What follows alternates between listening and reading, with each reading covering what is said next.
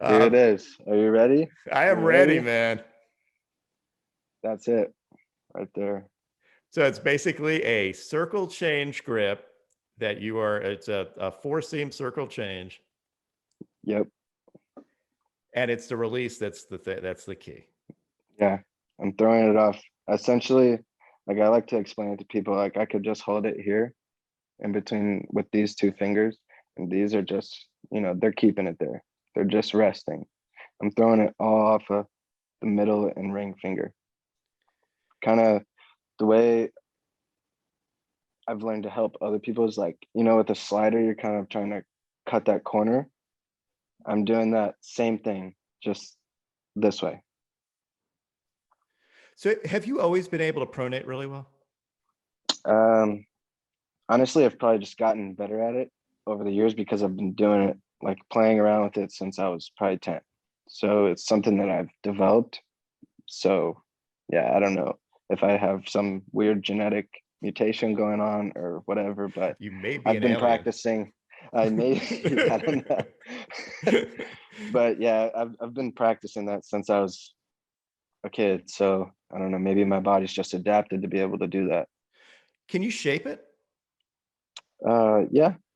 Like in that at bat that you're talking about, the strikeout one, the first pitch of that at bat, I threw him.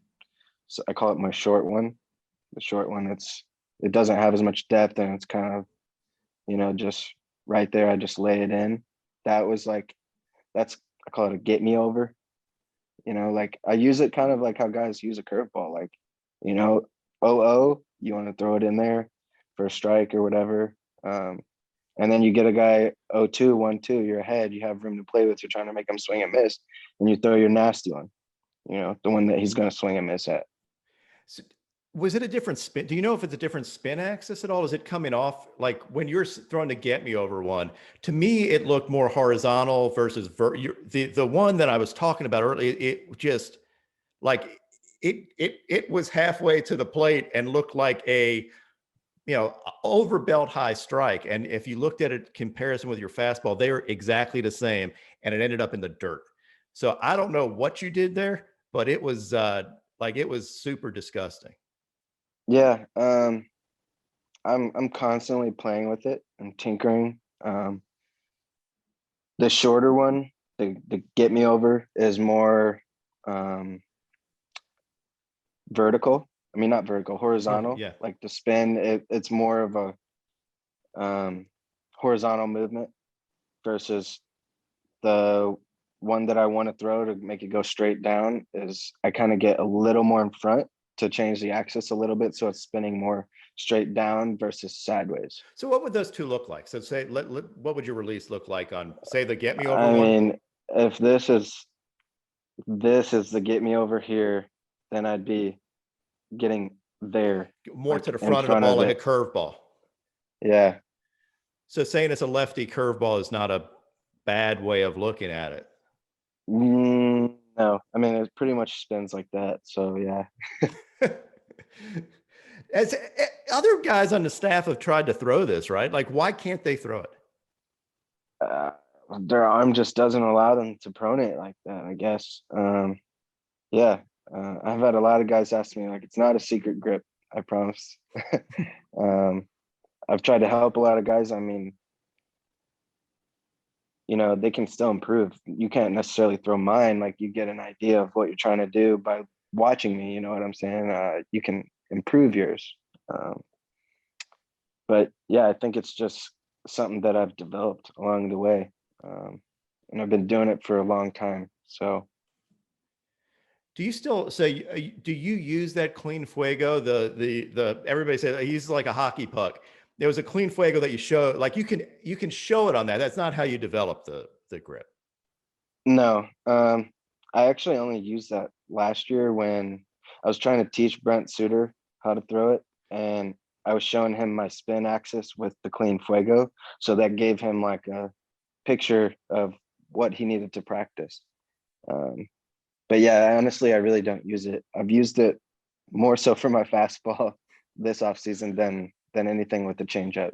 Interesting, because your fastball, at least the one I saw yesterday, looked like it cut a little bit too. I mean, do you ever have fastballs that you threw the one that same at bat that kind of cut in under the hands, which made the airbender that disappeared on just it was just not really fair. Like that's uncool. You shouldn't do that. But do you ever find that your fastball cuts a little bit? Yeah, sometimes if I really like get through it, going to that glove side part of the plate, it'll kind of cut every once in a while, but typically it stays pretty straight. If anything, it'll kind of has just a little bit of run, which is why I was using the clean fuego to kind of clean that up a little bit. Yep. That totally makes sense. Are you thinking about ever, I mean, I know you've thrown occasionally a cutter slider type thing, right? Yeah, Do you have, so because you're able to pronate so well, is it harder to throw that pitch? I yeah, it's harder for me than most guys. Like I throw the ball really well going like this, whereas I kind of struggle doing that, you know. But it's coming along. I think I'm gonna have to break out a couple when I go to Texas here, when I throw on Monday. I'm going to be watching for that. But I Yeah. found the same thing. So the guys I talked to that can spin it really well.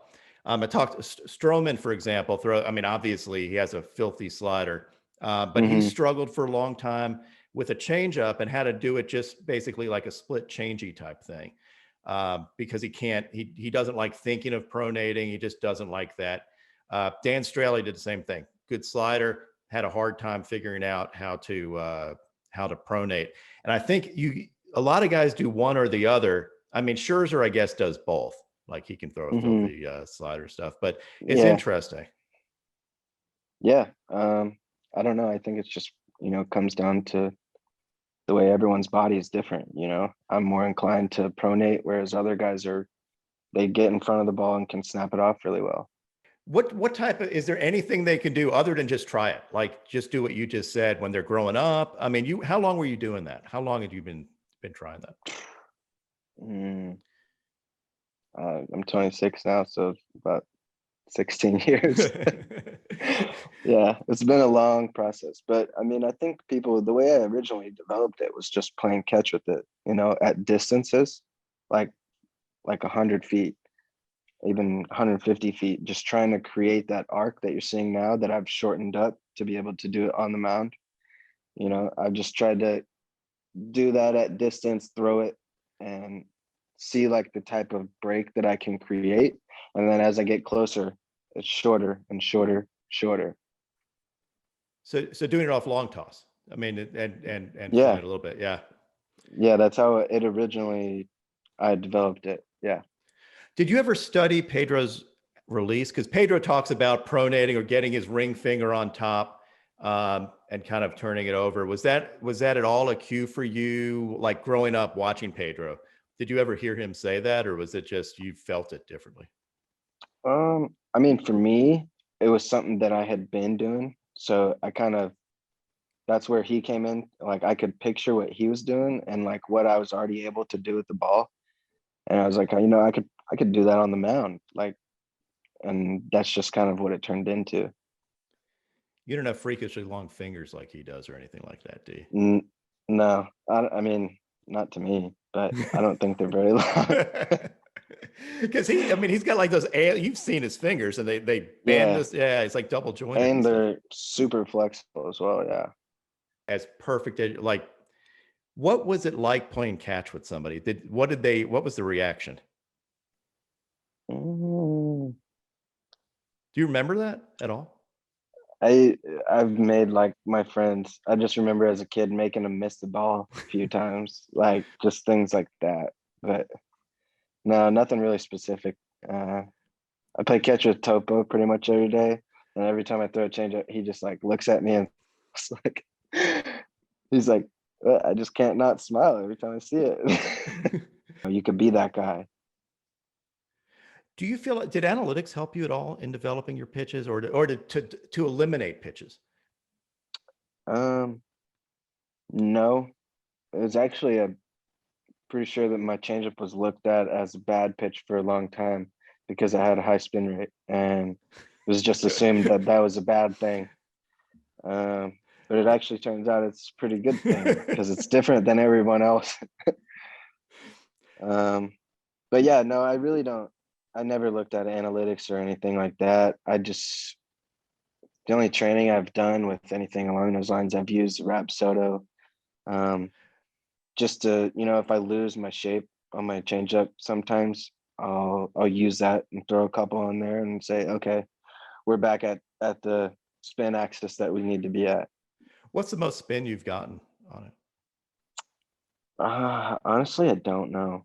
I I know know it's I've somewhere seen over over 3,000, but yeah, I don't know the exact number. who are so it's very funny that baseball has their mindset about this is what a changeup should be. It should be a low spin pitch so that it dives, and yours is so out on the deep end that it is a unicorn pitch that hitters don't see it.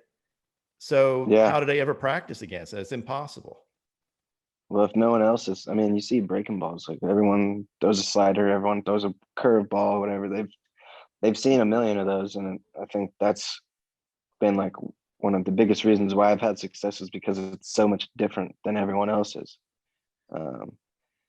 And I mean, that's the goal, is to be like, you don't want to be in the middle in terms of spin rate, right? Like you don't want to be league average. You either want to be way below or way above. And I think that's kind of what I figured out with my changeup is it is an outlier among changeups. It's very different than what anyone else is throwing. So I think that's why it's so tough on hitters, because they don't see it at all. So that's probably been the biggest uh, key or factor in my success. The game has changed a little bit on that because people pick up on the fact that, like Tampa, Glass now says we got a bunch of unicorn guys. Like we pick up guys Yeah. that, and we just tell them throw it down the middle. I mean, it doesn't matter because no one's going to hit it because that pitch is ridiculous. And it's similar here, where baseball tradition would say you don't want that, but now we're getting a little wiser and saying, oh no, you do want that because people aren't going to be able to hit it. Yeah. I mean, I think we're finally getting to the point where they're looking for the guys that are outside of the box, not the ones that are, cookie cutter. Everyone, this is what a fastball should be. This is what a slider should be, like this spin rate and blah, blah, blah. And, they're looking for the abnormalities now, like guys that are having success with their outlier pitch that they have, whatever it may be, and looking for that and, trying to develop that even more. Yeah, and we do that, but yet still people are sitting there going, I think it's the same thing with mechanics, and maybe we'll realize that there's we haven't quantified deception. And I think there's Mm-hmm. things like Stroman does to throw people's timing off. You can watch how it throws people's timing off when they're doing a leg kick and they're double leg kicking because he messed them up. There's Yeah. multiple ways to do it. And I think the Mm-hmm. game has traditionally boiled that out, and now we're bringing it back. And I think it's important. Yeah. I mean, a guy like Suter he's not really super impressive in terms of like his velo or like things like that, but like he's not a comfortable at bat by any means. It's like he's got just his delivery makes him funky. The way his fastball comes out, it has natural cut, and like his curveball playing off of that. Like he's not an easy at bat at all. And I I don't think he hit 90 any at all last year. Like, I and don't he's think so. still just having tremendous amounts of success because of how deceptive he is. Like even he just goes way faster than everyone. He gets the ball and he's on the mound, throws it, catcher throws back, he's on the mound, ready to go. And like that makes guys uncomfortable as well. And all right, so excellent point, because that's another way of being an outlier. So we're talking about things that you don't measure. We're not talking about a Rapsodo or a TrackMan or whatever. It's things, because the game's played by people, humans, that Mm-hmm. analytics guys might say, well, he's not that impressive, but yet hitters are telling you that it is impressive, that this guy's an outlier in the way he acts, his motion, something in there is throwing people off.